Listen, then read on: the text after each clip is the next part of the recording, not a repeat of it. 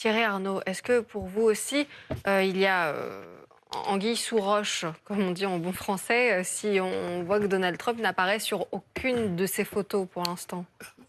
La logique conduit à conclure que si il n'avait aucune inquiétude sur le contenu du dossier, il en publierait l'intégralité, comme il s'est engagé à le faire, puisque finalement, il sait bien qu'après avoir fait cette promesse tout au long de la campagne, après avoir fait cette promesse au début de son second mandat, de transparence complète, le fait de ne pas donner suite, évidemment, va susciter immédiatement la question de savoir pourquoi il ne donne pas suite. Qu'est-ce qu'il y a dans ce dossier qui pourrait Mais être quelles gênant sont pour ses lui? possibilités alors?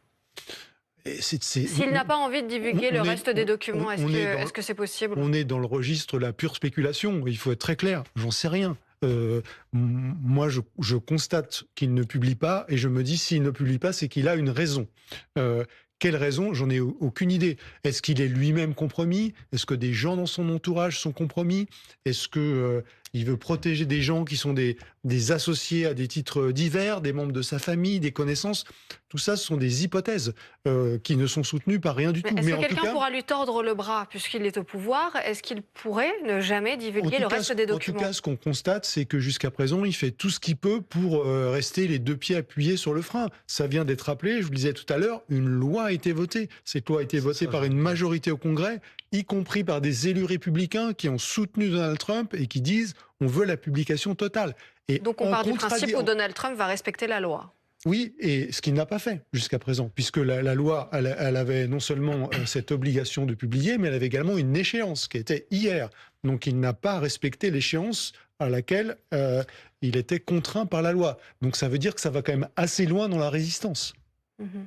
Mais c'est ça ce que j'allais dire, c'est la loi déjà, et c'est pas que lui, c'est le procureur général, c'est Pam Bondi.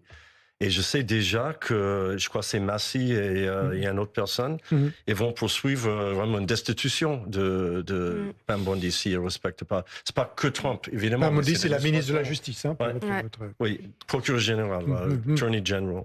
Mais une autre chose que je voulais dire tout à l'heure, c'est les gens oublient qui est Donald Trump.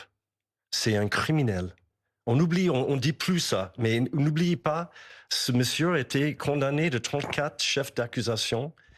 Et il a payé 5 millions de dollars à Eugene Carroll et ensuite 83 millions pour défamation. Donc ce Et que en vous plus, dites, c'est qu'il est capable oui, de tout, mais juste Donald une autre Trump. chose, honnêtement, et vous voyez ça tous les jours, et je vois ça ici sur BFM, toutes les chaînes, il ment tout le temps.